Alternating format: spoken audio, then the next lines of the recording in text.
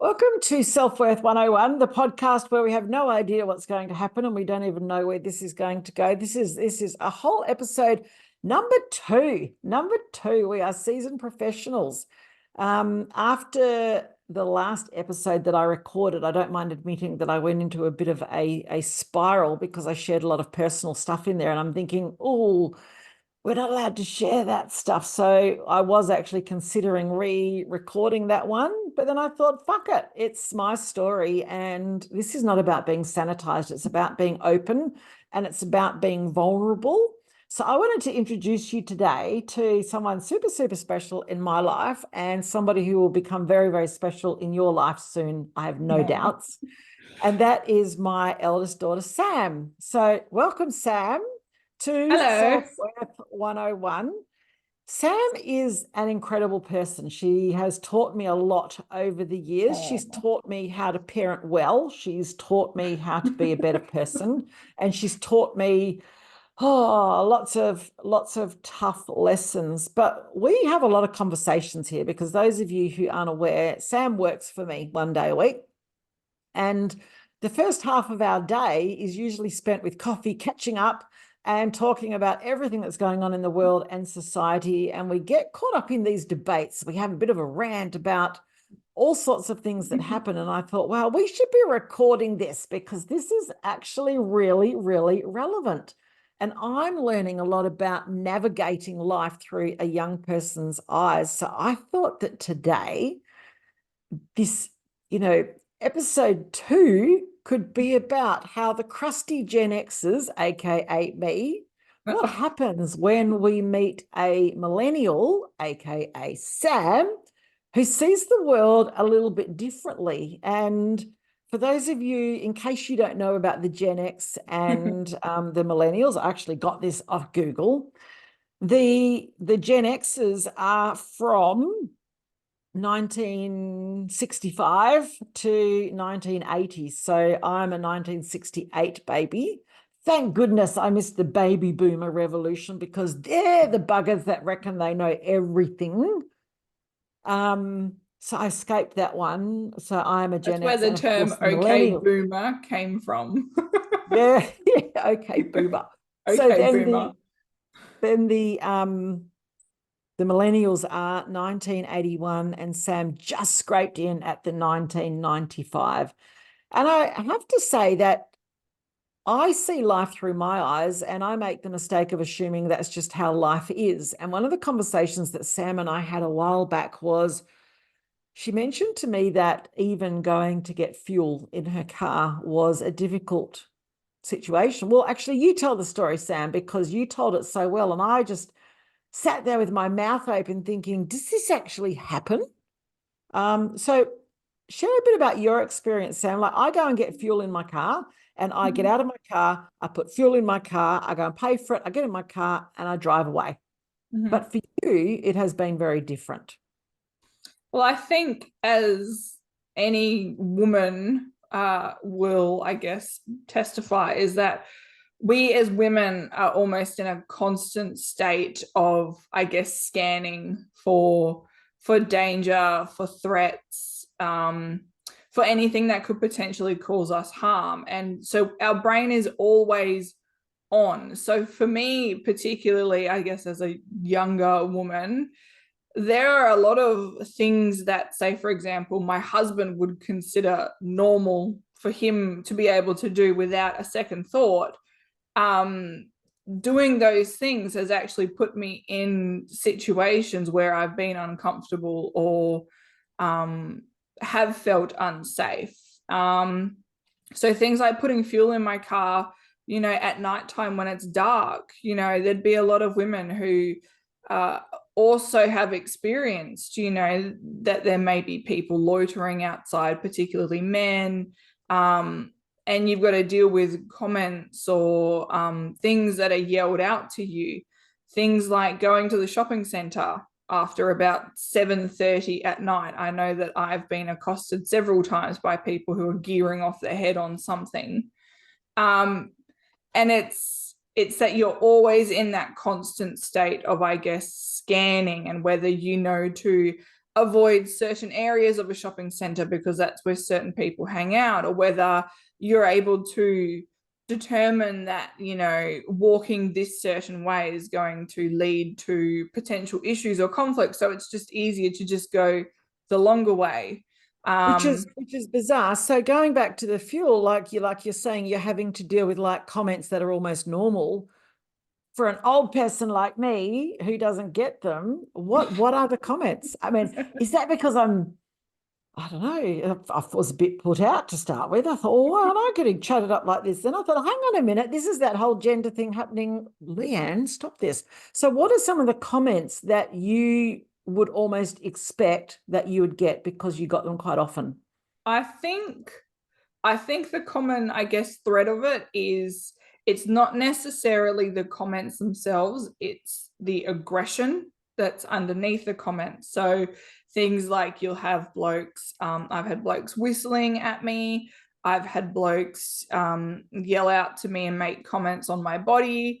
And when I have chosen to ignore those comments or those people, sometimes, you know, I have had men follow me, or I've been, you know, had a bloke yell at me, calling me a bitch and whatnot because I haven't acknowledged his advances.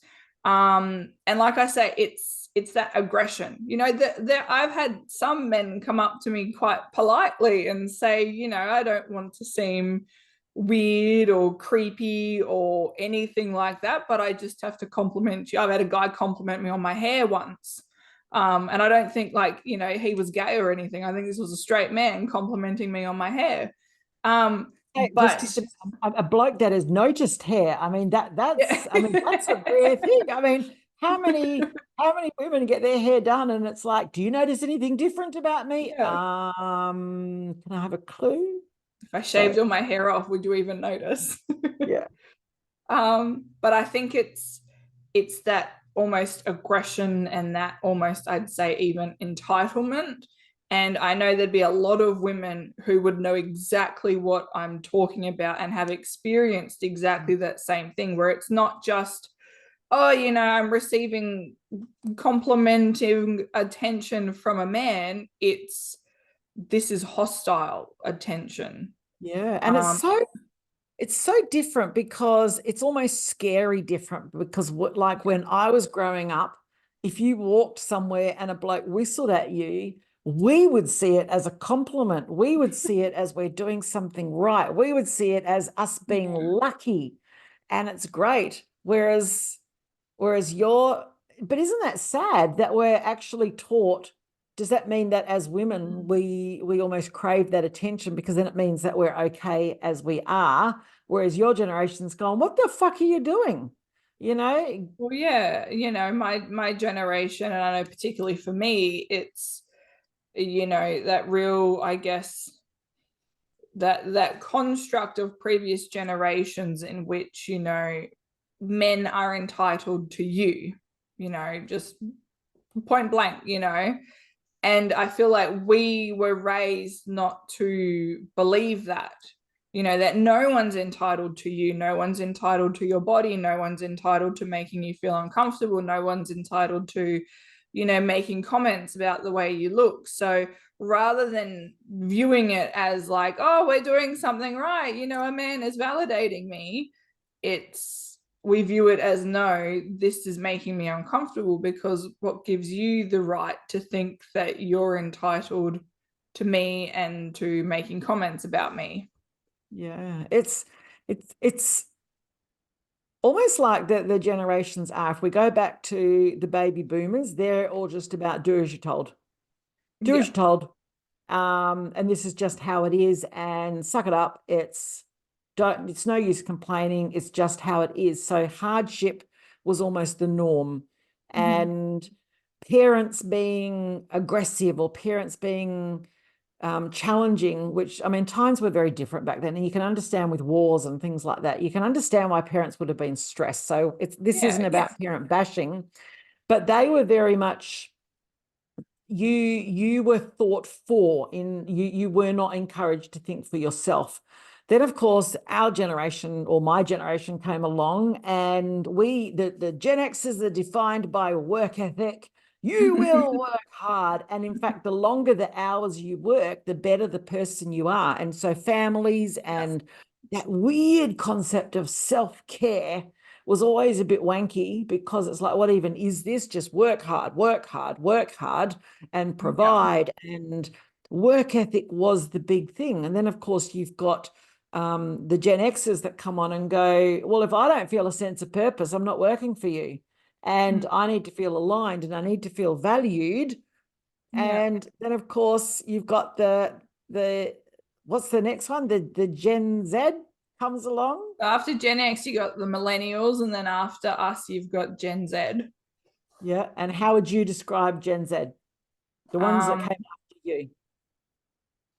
I feel like I could learn a lot from Gen Z because, like I said, I think they're the first generation to genuinely not give a fuck and not care about what's expected of them.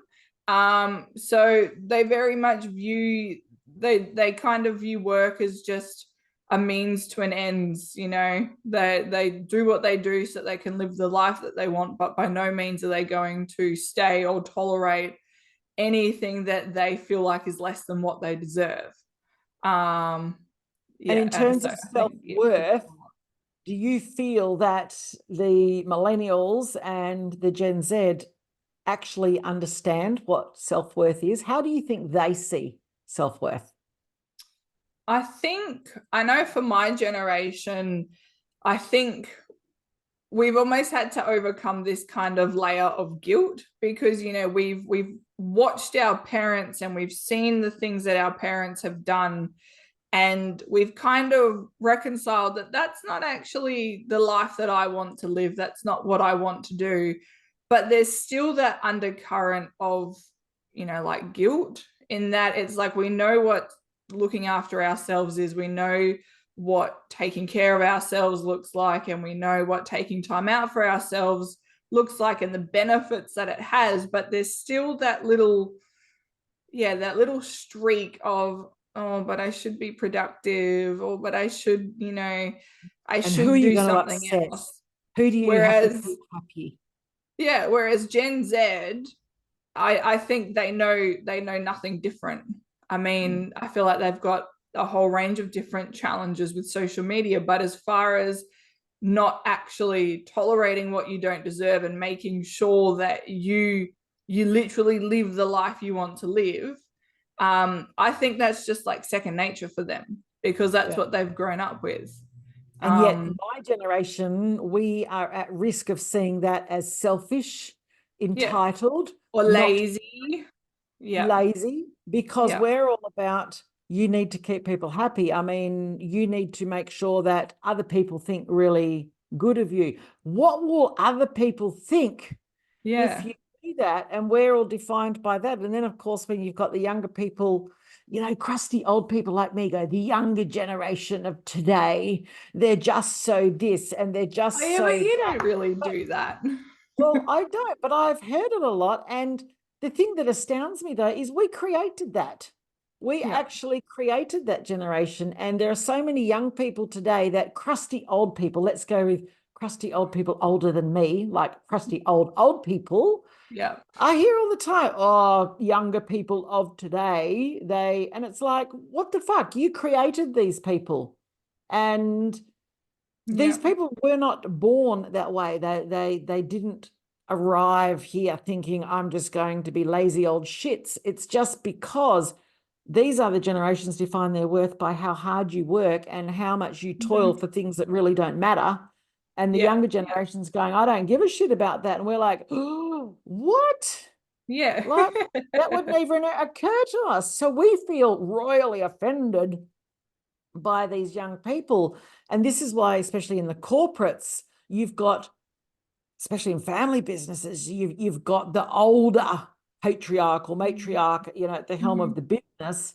And you've got these younger people, and the old people want the young people to think like them. And the younger people think, well, I don't care how you think. So we can sit here and bitch about it, or we can start to learn from it. And I know that with Yeah, Sam's got this real, Sam's a person that you will feel in a room often before you see her. And I was at a Or meeting once. here. What's that? Or here. Oh, yeah. I've often been told people hear me before I even enter the room. I had a businesswoman say to me once, she didn't know that Sam was my daughter, but we were talking about powerful females, and she brought Sam up. And she said, "Oh, there's this woman that works elsewhere, and she's just amazing. And she's the sort of person that you see her walk into a room and everybody stops and takes notice. And it's not because she's overbearing, it's just because she knows she's got this energy about her." And then, of course, I mentioned that to Sam, and she's like, "What? What?" What energy. Yeah. So it really is just who they are. And, your generation is probably far more authentic than our generation. And think about like my generation, laying there, we're there on our deathbed. We've got 8 minutes to live. Do you think we're going to lay there and go, "I wish I had have worked harder"? No, and that sentence literally my husband and I say to each other all the time, when you feel that kind of pinch of life affecting you, or it's like you need to work more to earn more, to do this, to do that. And yeah, we just say, are we going to say, God, I wish I had worked more, or I think when I have future grandchildren in decades to come, is my advice to them going to be, make sure you work as much as you can? No, like definitely not. It's so true what you say. I mean, how often do we go to older people's funerals, and when people get up to do the eulogy, the thing that they're most commended on is that they would have done anything for anyone. They were Yeah. just so selfless. They would have given you anything. And it's like, but what did they give to themselves? So that's a really good segue. So you're of an age now. Sam recently got married. Oh, how exciting. So Sam and her husband now are of an age where possibly soon they might start considering having kids of their own. Tell me how now you've seen how I've raised you, and obviously most of the years that I raised you, I didn't know what I know now. So I'm very happy to think of myself as two types of parents in one, in that it was pre-evolution Leanne versus post-evolution Leanne. Now I obviously did the best that I could as a parent, but I didn't know much, and I really struggled for a long time. And there was, if I could go back and parent my girls now, knowing what I know, it would be very, very different. But then, do I really want to? Because then it would make you two very different. Yeah. But having Yeah. said that, you have now taken a whole pile of lessons from that, and you would have a very definite idea on what you feel parenting is. So you've seen my parenting and how you've been raised. How how is that going to look different for what you're planning to do with your own children? Yeah. I mean, there will be a lot of things that'll look different. I can't think of specifics, but I know one big thing that when I have kids is that I want to create an absolute safe space for them where there is a really big focus, I guess, for me. And this probably stems from, dad leaving when I was 5, is that creating that actual secure attachment and creating an environment from day one where my kids know that no matter what happens to them in life, that their parents will always be their safe place and will always be the ones in their corner. And I think one of the big things for me is being respectful of kids and actually treating your children like the individual humans that they are, rather than the How bizarre is extension. that for a concept? How bizarre is that? From the whole children should be seen and not heard, Oh, and children yeah. are they are literally products. And I I know think that there are, amazing. there are older people out there that think that by raising your kids that way, you're spoiling them. Um, but You need you to can show them research who's it. boss. there's so much research these days that proves that, you know, it's actually not spoiling your kids, it's actually setting them up for a very successful and nourishing life, because they've felt heard and they felt supported and they felt loved from day one. Another thing I also know with my kids is that I don't think I will be forcing them to eat certain foods or vegetables, because I myself, you know, if I could get away with never eating another vegetable again, I would, but I force them down because they're good for me. And I know without a doubt now I will not be one of those parents, A, forcing my kids to finish their plate, and B, forcing them to eat foods that I wouldn't eat myself. And even, yeah, forcing them to eat their vegetables like that, because I know that I still have a lot of trauma attached to certain vegetables from my childhood. I think celery is I one of can't them. even smell celery without just wanting to, you know, And that's my so fault. That's my fault.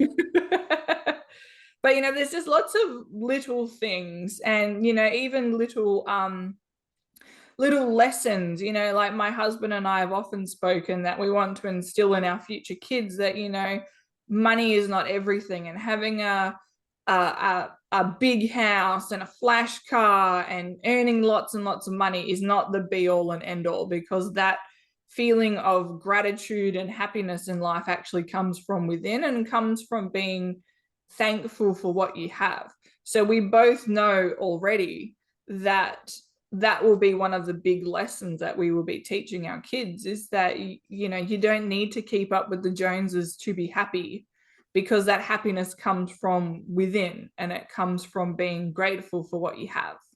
And it's amazing to think that your kids are going to be taught to think for themselves. And that even seems a bit scary for my generation, because we followed the rules. What happened is you went Yeah. to school and then you quit school. And then of course you went and got a job, and it was either, and I was on the cusp, so it wasn't so bad for me, but it was very much promoted that I could either be a teacher or a nurse or a housewife. They were kind of the options that were open to me. And then, of course, once you got married, then, of course, you would buy a house. And once you Mhm. bought the house, then you would have a child. And then once you've had that child, you would have another child. And once you've had that Yeah. child, you then would have another child, because the idea of an only child would be, oh, couldn't you have any more kids? It's almost this expectation where you are given the spreadsheet of life. It's like the flow chart of life, and wherever you are in your milestones, you then, that's what you need to do next. So Yeah. anybody that chooses not to buy a house, or chooses just to go traveling, or chooses not to have kids, we're all Mhm. like, but that's not in the plan. How can Yeah. how can you do that? And then of course these people are labeled brave. And it's like, what the fuck is that? Why is it that them being true to what they want to do is labeled as brave? Mhm. It's bizarre. It's because we weren't taught to think for ourselves. And I know that you experienced a bit of that, Sam, because Sam was very academic at high school. Sam was the dux of her high school. So therefore, there was a period of time there where you felt a lot of pressure, didn't you? Like you, because you had that academia, you felt a level of expectation that you needed to do something with it. Mhm.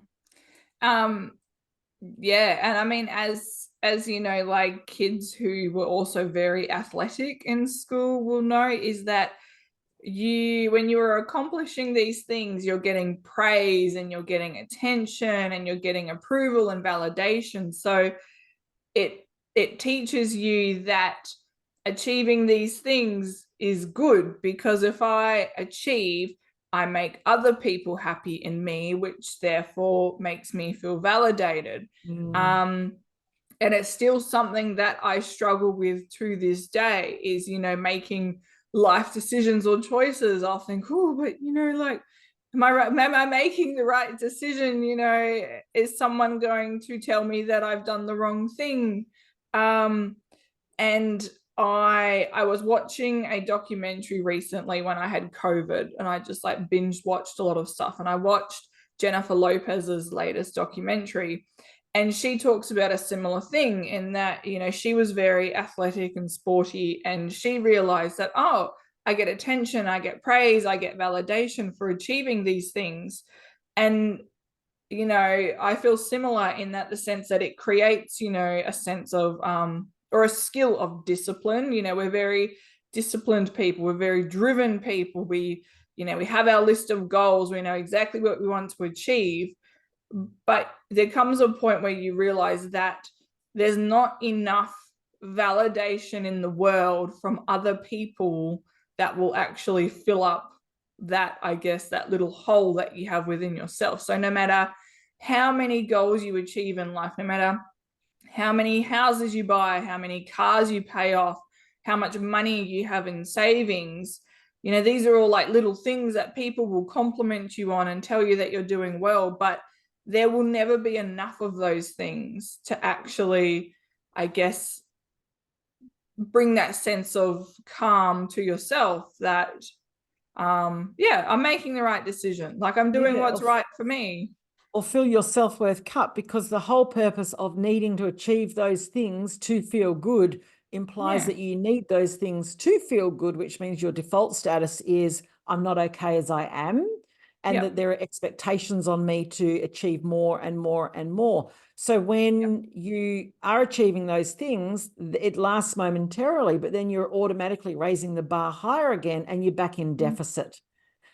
And I Yep. know Just that on to for the next thing. you, if I could go back and change, I mean, I would go change a million things about the way that I parented you. Like seriously, like millions of things. I mean, I was a product of my own parents who were doing the best they could with the You did parents pretty that they well had. But considering, Mum. Like, hey, considering all the crap you went through, you did pretty well. And I oh, well, used to thanks. say to people, you know, I feel bad because I feel like my mum had to have a shitty childhood for us to have a pretty good childhood. Yeah, but the thing is I don't see my childhood as shitty, and until it was when I grew up and I Mm. looked back. And having said that, I don't see the shittiness that happened to me. I mean, I had really good parents. I had parents that loved me and cared for me and nurtured me. Dad was the provider. He would come home. He was the one that we would be in trouble with. You know, wait till your dad gets home. So poor old dad was the one that came home and had to then growl at us if we'd Yeah. been in trouble. And I remember once us three kids were absolute shits, and we were obviously little kids because we were all in the bath together, myself and my two brothers. So we would have to have been little, because there's no way I would have had a bath with them when I was older. And I know that mum was really, really angry with us and had all afternoon was like, wait till your dad gets home. And so dad gets home and he'd had a few sherbets at the pub on the way. So he got home feeling quite happy, and mum said, go in there and have a word with your kids. So he did, and he sat on the side of the bath and promptly fell in. Yeah. We were all laughing and he was laughing, and mum was just furious because it's like, your job is to discipline. It's not your job to be their friend. Yeah.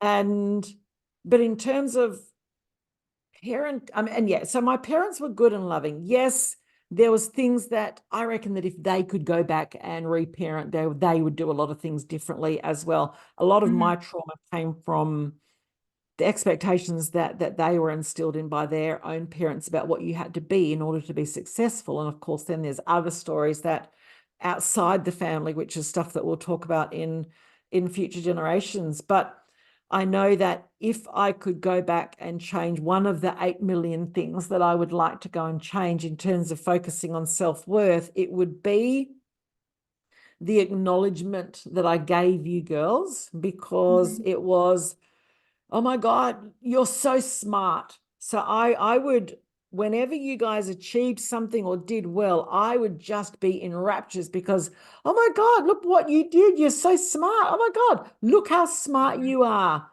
Yeah. Therefore, the measurement for self-worth for my girls was achievement. Mhm. Therefore, if in their mind they weren't achieving, they had nothing to fall Yeah. back on.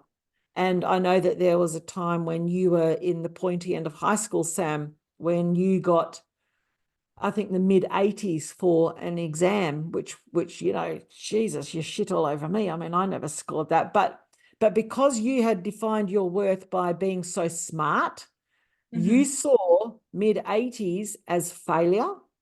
And Yeah. I remember there was a period there for a couple of days where you were just hating on yourself so much. You had the door shut.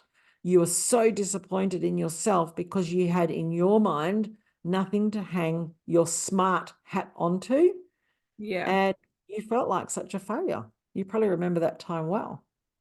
Oh, I remember many times you having to talk me off the ledge. And But I because, led you to the edge as well. I mean, let's call that out.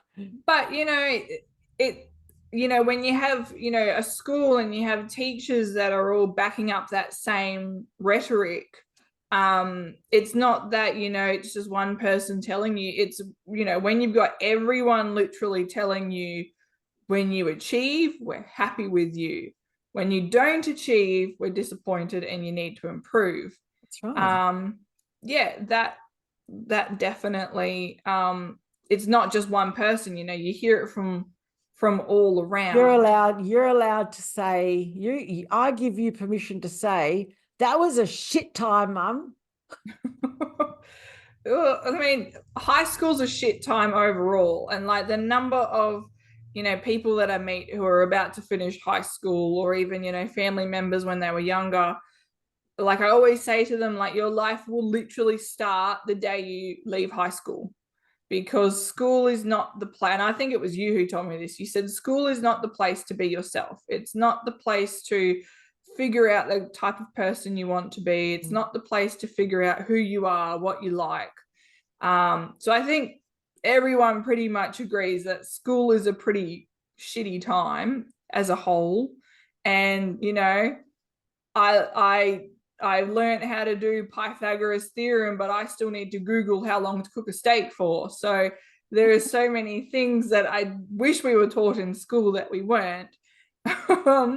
But I think as a whole, that whole period when you're a teenager, when you're at school, you kind of are figuring out what you're feeling and who you are, and then you've got the expectations of the parents, expectations of teachers, you trying to fit in with your peers, you've got boys that you like, and it's all just, I think, And of it's course, as all just a parents, we need you to combination for, excel because yeah. then it makes us feel like we're good parents. So if you don't do well, it's actually nothing to do with you. It's the fact that we're obviously shit parents and we can't deal with that. So there is double layers on that for you to achieve. And if I could go back at that time, one thing that I learned since then was never, and this isn't about making kids see, this is where my generation is just so fucked.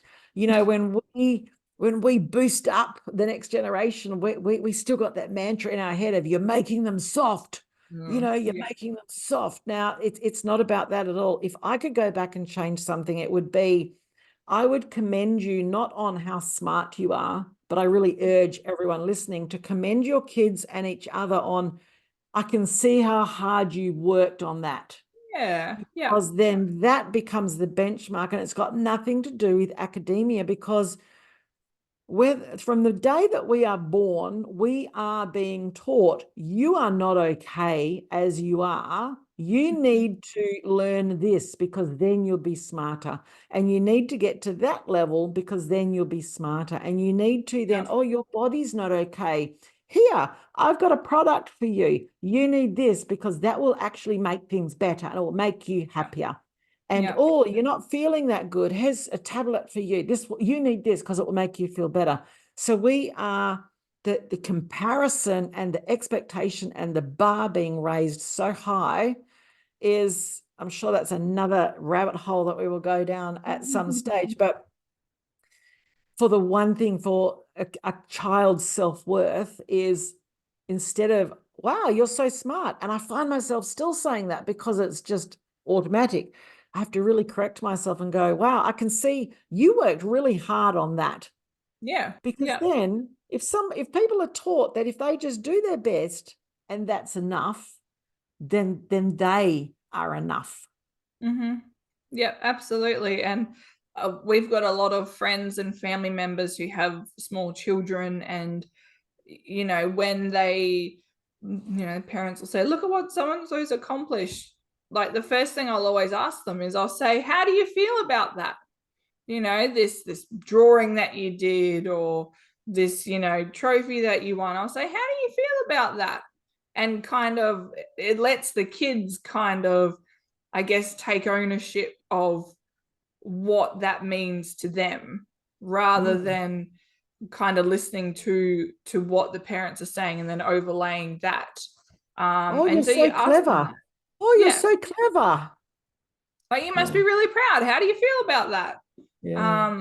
And then you let them kind of decide what that means to them, rather than observe what the parents and the adults around them are saying and then assume that that's how they're supposed to interpret that particular achievement or accomplishment or whatever it is. Yeah. Yeah. I think that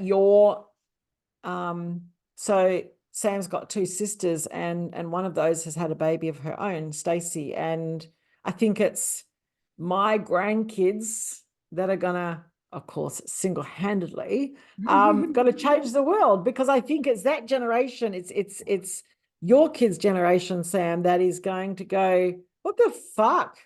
Seriously, you're going to, because we've taken it so far the other way, that we need something to come back now and balance it. And one thing I would love to refer back to is, isn't it sad that you want, no, well, this bit isn't the sad. I'll get into the bit that's sad. When you were saying that when you have kids, you want them to feel safe and heard, and you Yeah. don't want them to have to eat their certain vegetables. And if they've got something to say, you want to listen to them. Yeah. Isn't it sad that there are older generations who see that as spoiling? And I would love to get your philosophy on, what are we spoiling? How is it? Why did we see that as spoiling? So it's almost like we saw compliance as success, spoiling. If we listened to our kids, if a child had something to say to us, we would go, the child would be in trouble because they're interrupting. Be quiet. There's other people talking. There's other people that are more important than you. Wait your turn. Yeah. Which, yes, there is a degree of respect there. But why is valuing a small child and even putting an adult on hold to do it, why is this classed as spoiling? How sad is that? It is sad, and it makes me sad for, like your generation, because your generation are the children of, these older generations. And I don't know whether, it ties into that whole, they lived during a time where you couldn't show vulnerability, where you had to work hard, and you had to, stiff up a lip. And I'm not too sure, but I've even heard older people say things to me like, when your baby cries during the night, you just got to let them cry, don't go to them, because you're teaching them, like, they'll manipulate you. And I think, what, a They're baby teaching doesn't them to even rely have, on you emotionally as parents. yeah, which is like your number one job. But I think Mm. a baby, even a toddler, doesn't have the capacity yet to manipulate. I think, they have the capacity to learn, okay, when something's not right, when I'm feeling pain, sadness, discomfort, anger, I know that my parent will always be there to help me work through it and help me get through the other side. I don't know how that's spoiling. I really don't. But to me, I think that's one of your primary jobs as a parent. And maybe it's because these older generations were taught that, your main responsibility was to provide a roof over their heads and food on the table, and that's And it. discipline. Yeah. Whereas for me, I feel like one of the biggest responsibilities of being a parent is to provide that emotional support to them, because that's what's gonna allow them to grow to be, healthy, functioning members of society. So I honestly don't know. I've no I'm idea. guessing, I'm guessing that it's your generation that's going to turn the wooden spoon into an extinct creature. Oh God, I hope so. I Isn't it really, yeah. Isn't it isn't it sad that imagine what we're teaching kids when, the wooden spoon gets threatened, and I know that I You're did that as teaching well. them that, their feelings and their emotions are wrong. Um, and you'll see so many videos on social media these days of, people kind of showing how they parent their children in those situations where traditionally the older generation would have just grabbed the belt or grabbed the wooden spoon. Mm, mm, And it's actually, you're able to provide discipline without being mean, and you're able to actually teach your children right from wrong without being cruel and without being mm. cold and harsh. So it's not like you just let your kids run around and get away with everything. It's that you're actually supporting them because, you know, a lot of these young kids, they're feeling anger for the first time in their life. They don't know what to do with that. And Mm. if you smack them or tell them off, you're teaching them subconsciously, as we know, that, okay, my feelings aren't valid. And So you need to not value your own emotions. You yes, need to do as I tell you and value mine. exactly. Exactly. So for you, when you were growing up, how would you describe your self-worth as a teenager? As a teenager, I would say I had very, very low self-worth as a teenager. Mhm. Um, and yeah, that I think that comes from a place of not knowing who I was, but feeling like I needed to be what, everyone around me wanted me to be.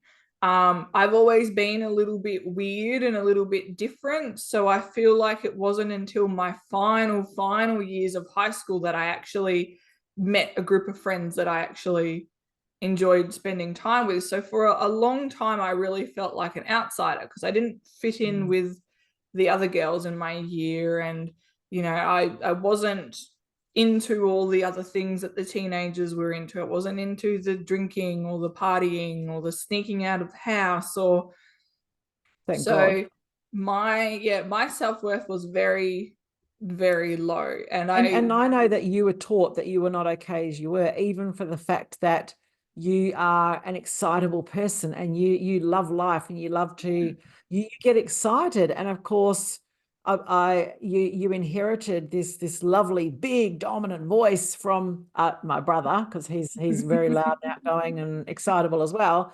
But that was seen as a bad thing, and that's one thing that I it's another thing that I would go back and change. Is I remember constantly telling you just inside Mm. voice. And I would actually use this, I would actually have this hand signal where I would turn the knob and I would do this to you. And so your voice was your voice. You didn't decide what your voice was. Your Mm. voice was your voice. I How think do you you once change told it? me, you once said, I'm going to go take you to get your hearing tested because you obviously must be slightly deaf. Yep. But I'm just loud, I'm just a Mm. loud person. So And you were taught right from the early age, you're actually not okay as you are. In fact, you need to be no, what I need you to yeah. be in order to be okay. And how do you do that? Well, It's when you're a terrible. child, you don't have the tools or the life experience to do that. All you know is that my parent has told me that this thing is wrong with me, therefore, um, Hmm. I should not accept it. I should not allow it to happen. I should try and change myself to be what my parent wants me to be. Yeah. How sad is it that the people that you found that you aligned with in the at the end of high school, they had to be weird they were classed as weird rather than they're just authentic. Why is Yeah. it that authentic is akin to being weird? And why is it that, oh, then this is a big tangent that we will go down in another episode, but self-expression has always been something that is frowned upon. When Mm. you have absolute self-expression, whether it's the way that you wear your hair or the color of your hair, whether it's the clothes that you wear, the voice that you have, whether it's the makeup that you wear.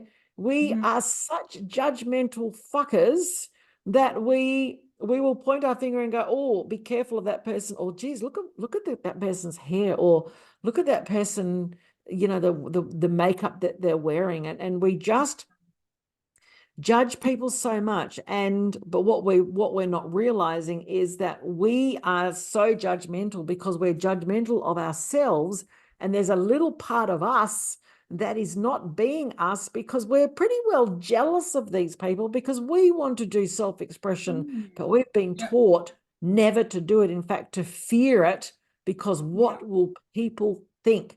So when you say that you found people to align with and they were a bit weird as well, how sad that you were made to feel that it was the weird people that who's to say they're not the normal people? What if it's the rest of us that are the weird ones that are not right? So then, of course, leaving high school, you then take away these set of beliefs about yourself where you are taught, oh, you're so clever, and your entire worth is dependent on how clever you are.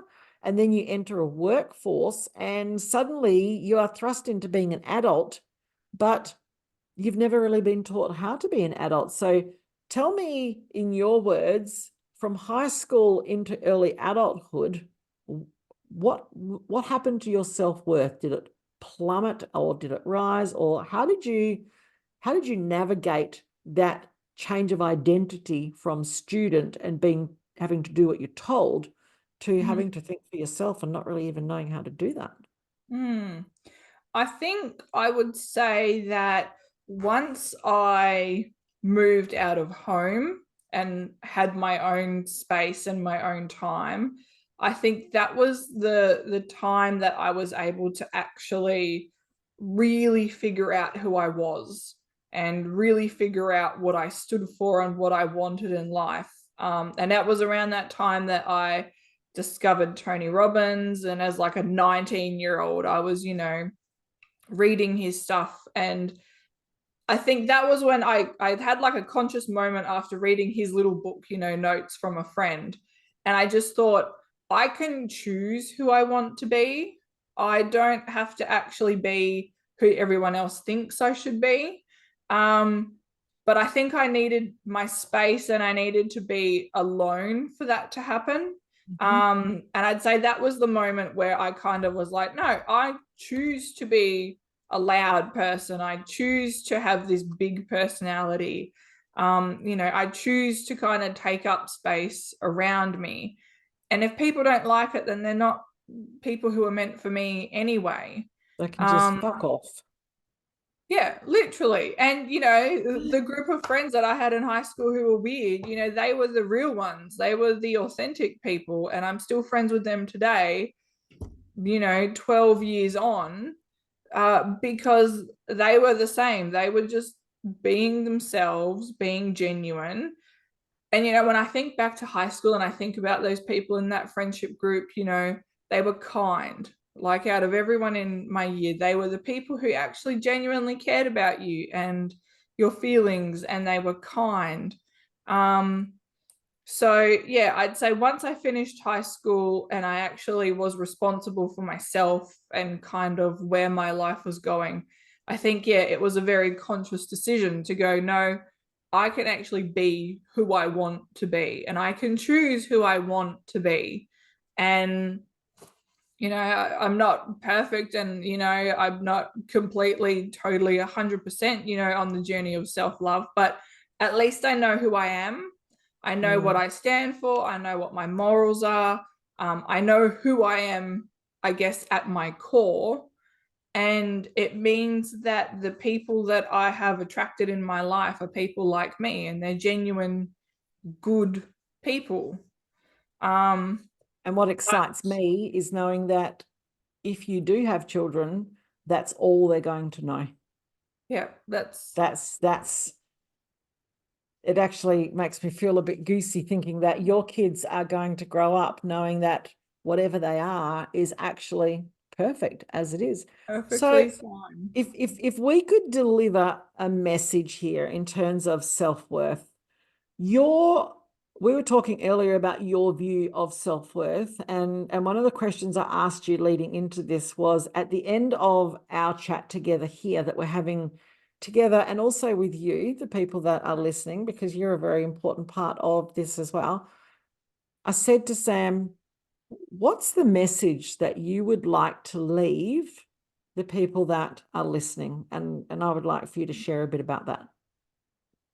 Yeah, so I, from my conversations that I've had with myself and that I have with my friends who, are trying to accept themselves for who they are, like, biggest thing I have to say is that part of the acceptance is accepting that this is a journey, that you're not going to wake up one day and be 100% in love with the reflection in the mirror and the way your voice sounds, and that's never ever going to happen. You're going to have days where you're like, yeah, girl, you're pretty cute, like you're feeling really good, and then you're going to have days, and as women with hormones and a cycle, you're going to have days where you look in the mirror and you just feel really sad. But you have the tools to know to navigate that, but accepting that it is a journey and that we are always in this journey. Now, whether it is, as a child, whether it is in high school, as a young adult, now, like for me, in my last year of my 20s, next year I'll be in my 30s. It's like you close the chapter, but the journey still continues. And your viewpoints maybe change and things about yourself kind of change and the ways that you look changes, but it's a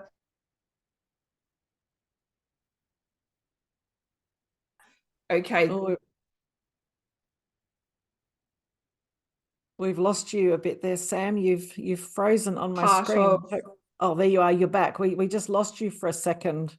You that's you I think that was the universe. The universe must be a baby boomer because you were talking about that and you froze and it's just like shh, shh, like this. So so you were saying that it is a journey, that it's not about feeling like you're going to ever get it done. no, exactly. And like I feel like I'm probably not articulating this very well, but it's, I think, a big step in the journey is just admitting that it's a journey and it's okay to not be totally in love with yourself every single day, 365 days of the year. I think a big step in actually learning to just be okay with yourself is accepting that I'm never actually going to be 100% okay with myself, but I can give myself grace and I can give myself, the love and the kindness and the reassurance that I need so that I don't self-destruct and spiral. So that's what I tell people is it's a journey. Like there's no cure-all, there's no magic pill, there's no diet or exercise regime that's going to make you be 100% totally in love with yourself. It's a journey and it's going to change and it's going to look differently as you change and as your life progresses and as you move through different stages. So that's the main thing that I tell people is just admit that it's a journey. And And I don't know what it's wanting, going to look like, but yeah, we'll navigate it together. and that it doesn't have to be always great in order for it to still be meaningful and valid and Yeah. good. And if you are not liking yourself, that's actually also part of the journey. But you not liking yourself has got no testament to your worth.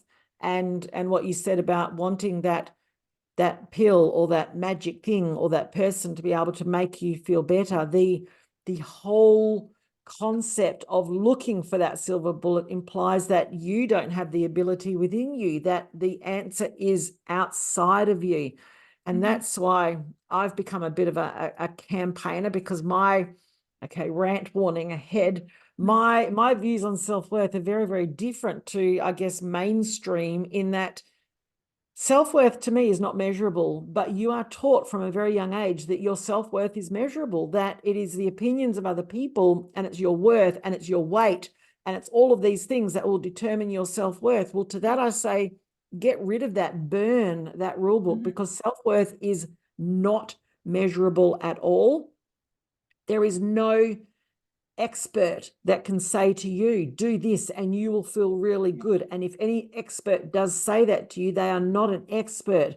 They just want you to believe that they are an expert. As far as I'm concerned, and this is what leads a lot to the School of Self-Worth, which is something that Sam's worked with me on as well.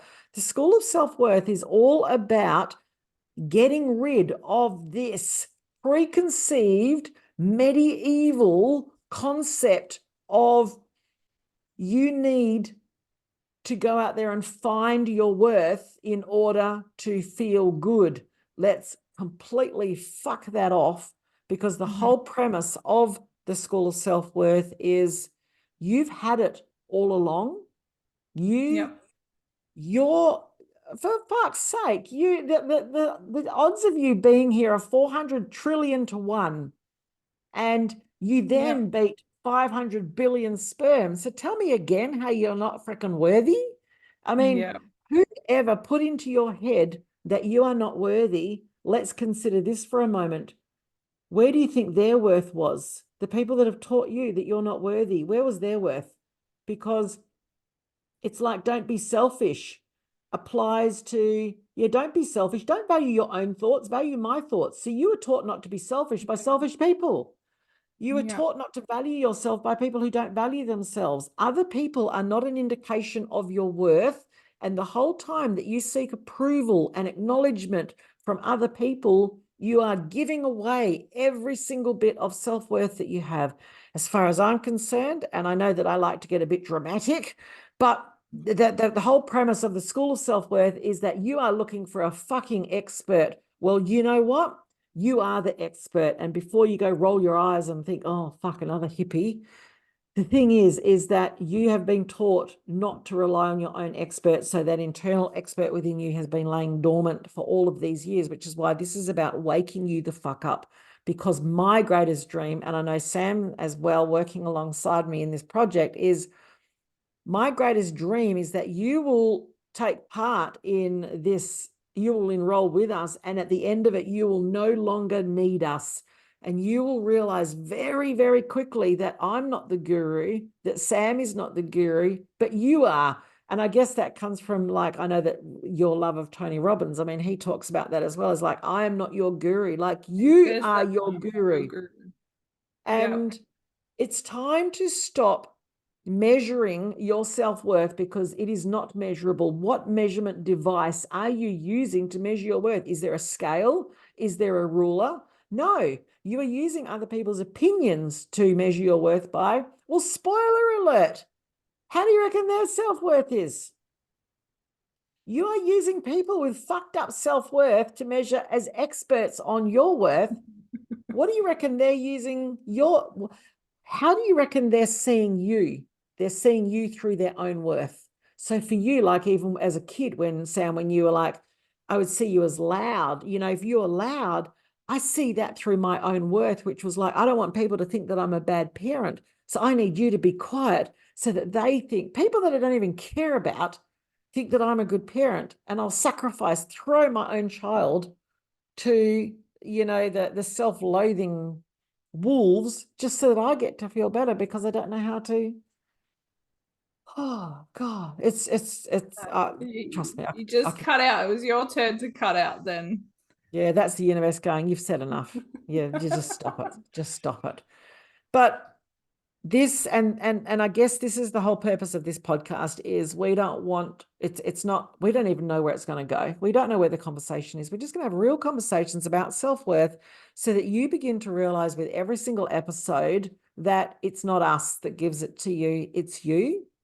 And if we can give you little tiny nuggets that are going to help you realize that you are so freaking phenomenal, that you don't, but you've been taught that's up yourself if you believe that, or scrap that. You freaking are. I mean, you're here. Yeah. You are here. And I'm just so proud of you, Sam, because you're fierce and you teach me stuff all the time. And I'm still learning from you. I mean, sometimes I will I'll go to tell a client something, and I'll say to Sam, can you please send so-and-so an email to just say this?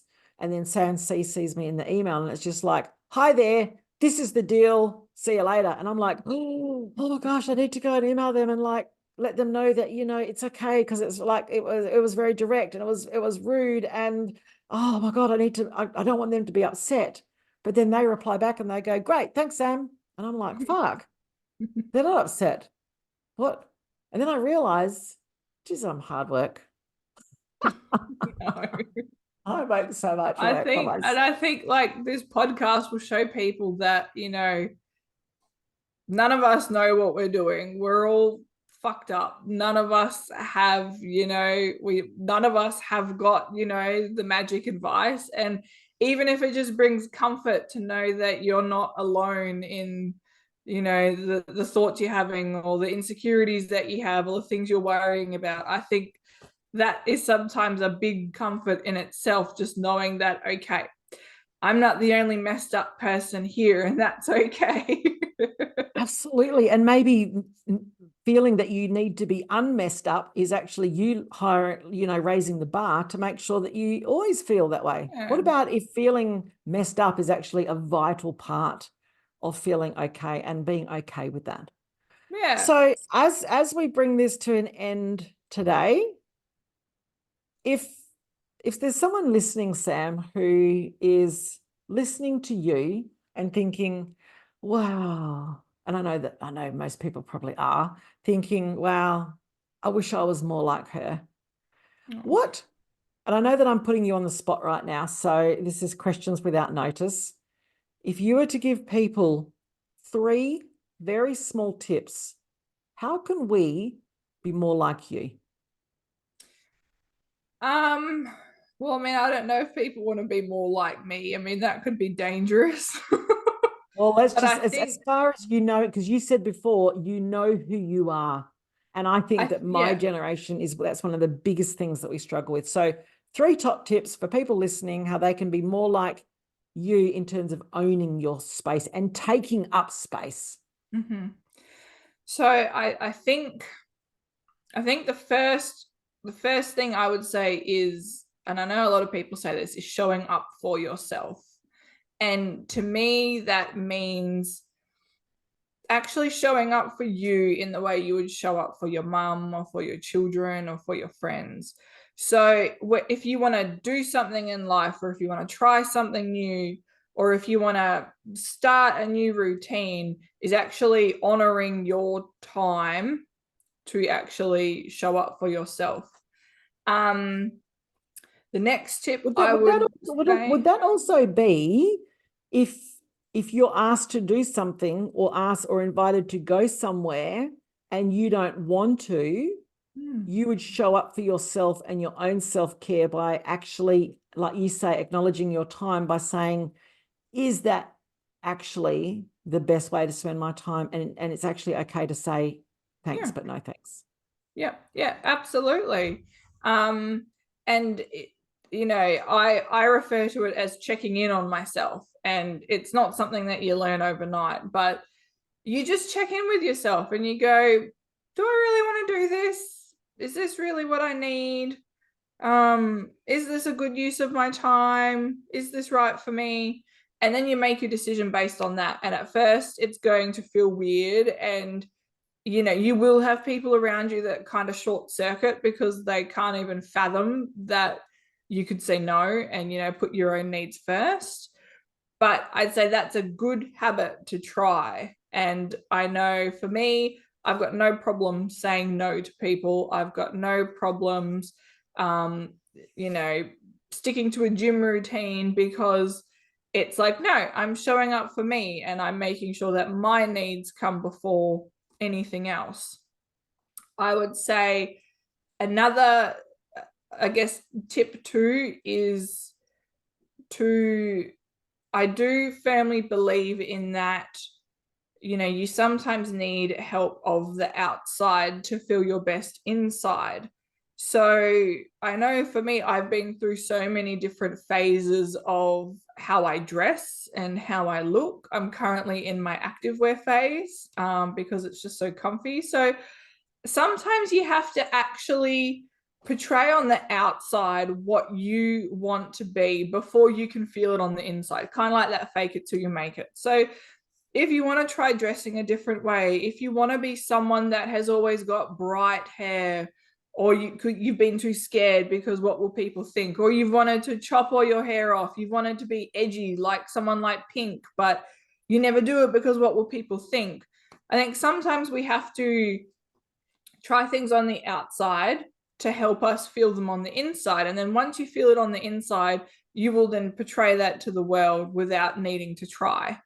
And you realize that by wearing and doing what it is you want on the outside, you won't die. No. And, you know, as we all know with ourselves, people are so wrapped up in their own shit that they're not going to notice you walking down the street with blue hair. Like, no one's going to notice or pay attention. And if someone's looking at you, they're probably thinking, I wish I was brave enough to do that. Yeah. So resist the urge to think that they're judging you, because they're probably not.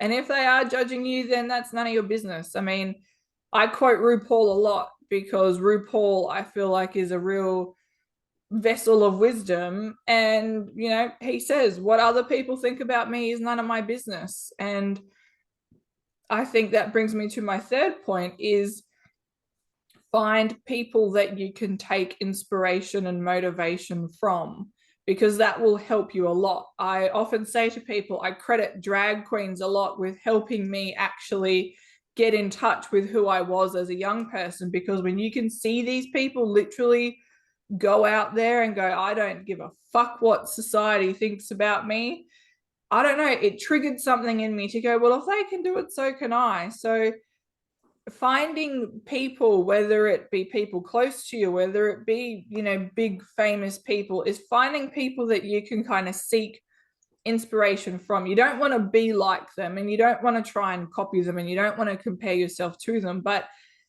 it can help to give you these little, I guess, viewpoints that you can keep coming back to when you do feel a little bit lost. So for me, RuPaul is one of them. And I just adore him. I adore everything he stands for. He's got so many quotes that I say back to myself constantly when I feel like I'm a little, you know, off my path. So maybe yeah, we can I put think some of those in the show notes so that people can refer to those too. Yeah, there's so many. But yeah, I think that's probably my three is, yeah, showing up for yourself. And you may have never done that before, and you might just need to take baby steps to doing that. It can be things as simple as, you know, I'm going to make an effort to have a really nice relaxing bath on a Sunday evening, and then after my bath I'm going to use my really nice moisturizer, and I'm going to put my face mask on, and I'm just going to chill out for, you know, 10 minutes. It's not so much about the act itself, it's the fact that you're setting that time and that routine for yourself. So yeah, showing up for yourself. Sometimes you have to fake it till you make it, trying new things, stepping out of your comfort zone, and yeah, finding people that you can seek inspiration or guidance from in those moments where you maybe feel a bit lost, because they can help you kind of reach your core of who you want to be. So well, they become your lighthouse, don't they? Yeah, that's a good way of putting it. I mean, I hope that helps people. I feel like I'm just kind of all over the place, but isn't live? Isn't that the best conversation? Yeah, absolutely. So yeah, I'd say that, and that all comes back to, it's a journey. You know, you're gonna find different role models. You're going to dress differently, come across different aesthetics. You're gonna set new routines and new actions and things for yourself. So and that's the key. They need to be the stuff that you do for yourself, the things that you want to do. And yeah, tiny steps. The tiniest step is the one that's going to take you the furthest, because it's going to feel the easiest. Thank you so much, Sam, for having this conversation. I have been dying to introduce you more broadly to the world. If you would like to know more about Sam or about me, you can visit us at rebootyourlife.com.au. You'll also see on there a tab where you can go and read about the School of Self-Worth. It is a 12-month supported program where you get downloadable modules to do in your own pace or your own time. But you're also going to get some homework because we all love that accountability, and there's going to be some live coaching. And Sam's also an assistant within that as well. So you get us, and we're going to be your absolute world's biggest cheerleaders, and we're going to teach you how to become your own, because that's what it's all about. The School of Self-Worth is about growing beyond anything that you ever thought was possible about yourself. Thank you, Sam.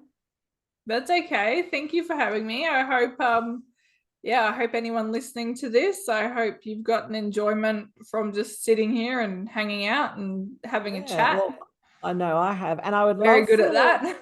yeah, I would love for if you're listening and you can resonate, especially to like the difference between, you know, Gen Z and what is it, Gen Z, Gen X, the Millennials, Gen Y, all of those. If you resonate with how you were brought up, and you can see that real difference in the generation and even how you've brought your own kids up, I would love for you to share your stories with us, because we love hearing from you. Yeah. Because you're part of this conversation as well. We're not just having a chat here for the sake of it. We're having a chat with you. So we would like for you to join in and be a part of that as well. And down the track in our future episodes, we might even have some sort of cool music as we launch in, but we haven't got that yet. And as far as I'm concerned, we don't want any of that wanky bullshit. It's just about press play. Let's just talk. Let's just have a conversation. So I hope you've got something from that. And thank you so much for spending your time with us. And we would love to hear from you. So again, rebootyourlife.com.au. Get in touch. Tell us your story. And if you would like to be on the podcast having a conversation with us, tell us that too. We'd love to hear from you. Thank you. And lead us out, Sam, with one of RuPaul's quotes. We have to go with the classic. If you can't love yourself, how in the hell are you going to love somebody else? And can I get an amen? Amen. Amen. All right. See you, everyone. Bye. Bye.